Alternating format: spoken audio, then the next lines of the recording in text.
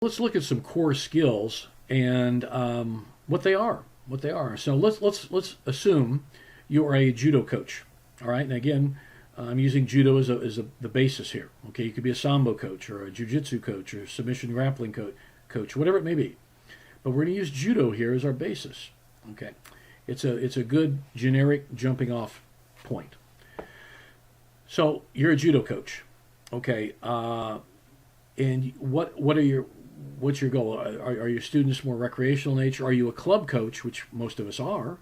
And are you going to have to work with a wide variety of students? You're going to have your competitors come in, your hardcore athletes come in on a certain set of training nights, and your general, maybe you've got some recreation adult athletes that want to come in just enjoy themselves. Maybe you have a kids program, you have beginners, you have a wide variety of programs as a club coach. So you are going to have to determine, probably more in a generic sense, that if you were just a specific sport-oriented coach, just one phase.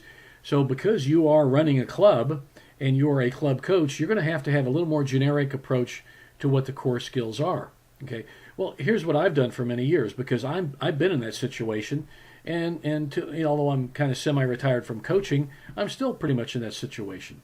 I believe in teaching from the ground up, And so my core set of skills are going to be, as my students learn their break falls, and I believe that's a core skill. You should learn how to teach falling safely.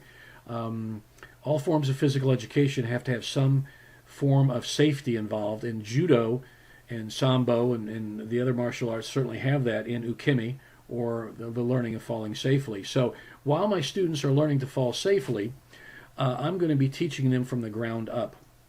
And if they're adults, they're going to be learning jiu-jitsu right from the start, okay? Because I want them to learn that. It teaches a lot of good skills about moving on the mat from the bottom position, what I call spinning jiu-jitsu. That's a core skill, okay? If I'm coaching children, then they're going to be learning some basic hold downs, some osaikomi, and some breakdowns, some methods of turning the opponent over to get them there.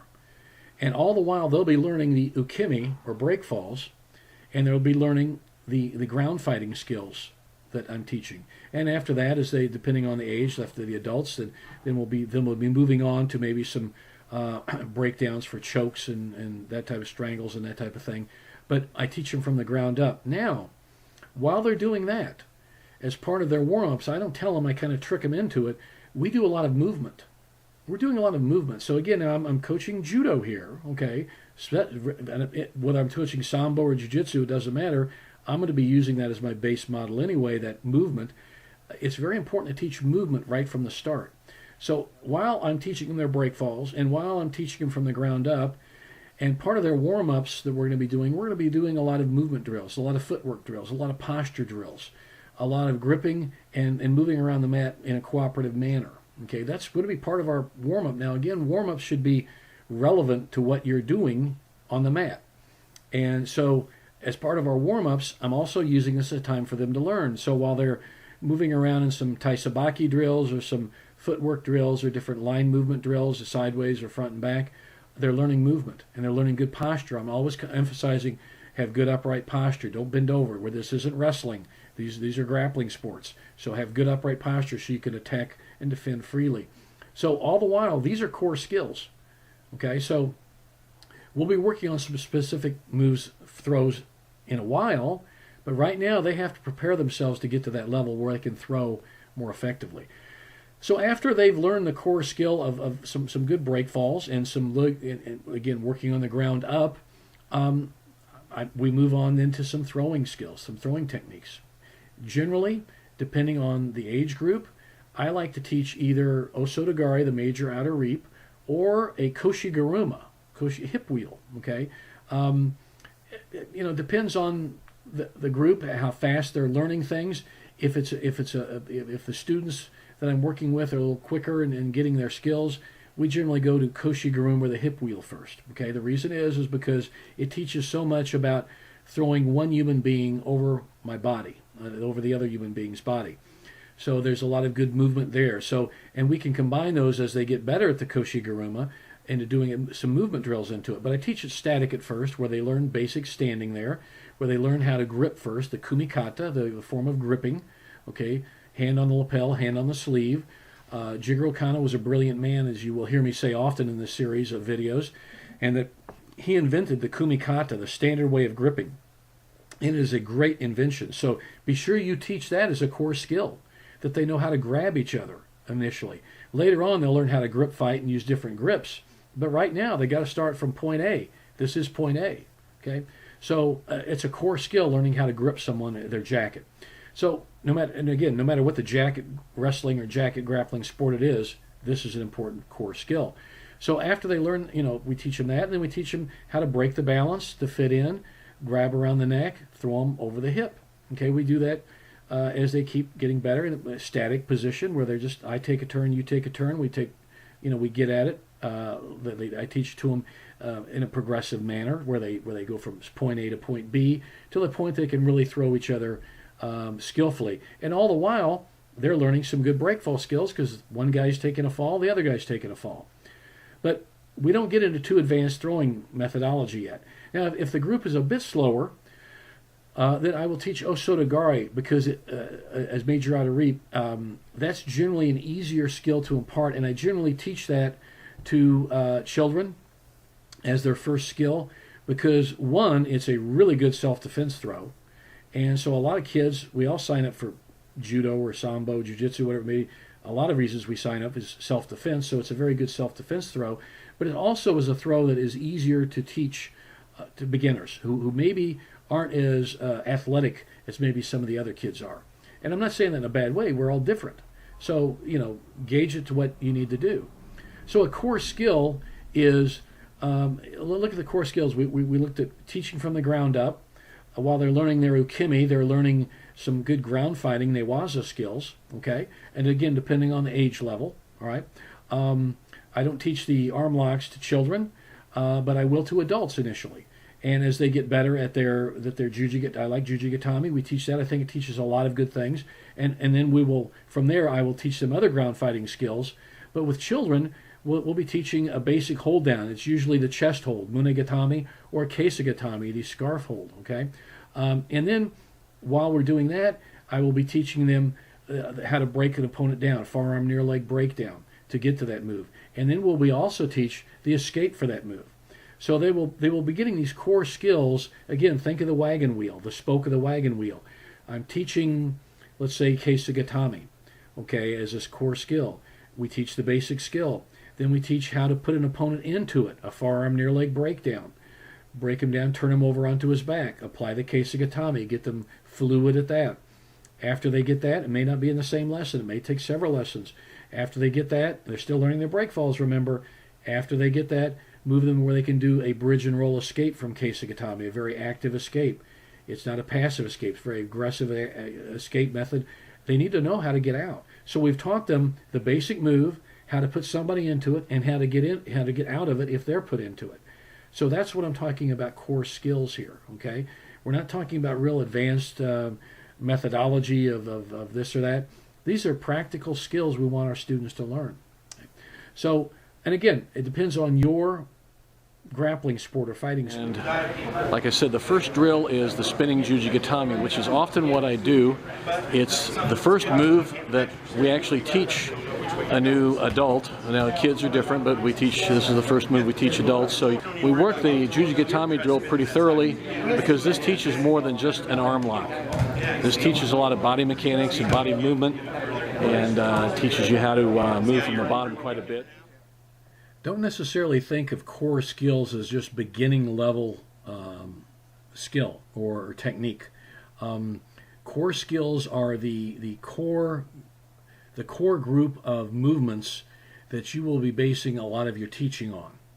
So that's another way of looking at core skills. So as I mentioned before, I start my students from the ground up. Okay, so a core skill they learn is, one, break falls, but also jujigatami for the adults, and the children learn different holds, osekomi. But as they go on and start throwing, then we go on to core skills. A core skill is koshiguruma or osotogari. But from these core skills, you can then teach other skills more easily. Koshi-Garuma lends easily to learning Ogoshi. It leads easily to learning Harai-Goshi, Uchimata, those type of things. But again, that's a good core skill. But don't think of that as just each technique is separate. They do blend in together. So you see how that core skill of Koshi-Garuma, and it can be used at any level of competition. I've seen it used at the Olympics and World Championships. But it's certainly one of those skills that will lead to other techniques coming off of it. Okay, so that's a very important thing for them to know for the beginning students. Osotogari, major outer reap.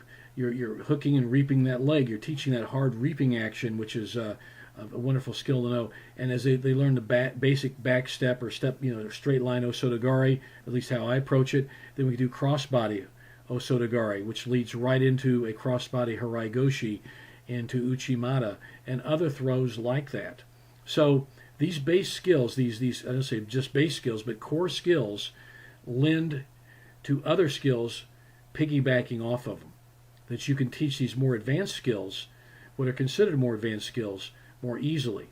And in many cases, they are more advanced skills.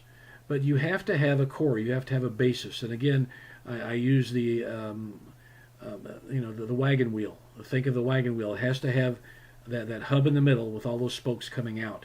That's what a core skill is. And again, a core skill for beginners will be what I just described, but you can also have a core skill for, say, an intermediate level student.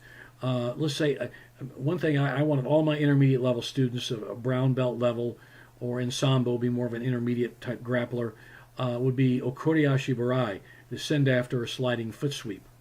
It's a great technique in and of itself, and other things come from it. Other throws come from that, but it also teaches great things about movement and about spatial awareness, how close one must stand to my opponent or a partner, how I move the different type of foot patterns, whether it be a side sugiashi action or a front and forward or a yumiashi action and foot patterns, or a taisabaki turning circular movement pattern. So Okoriashi Barai teaches a lot more than just a foot sweep. So that's why I want my intermediate level students to have really good Okoriashi Barais.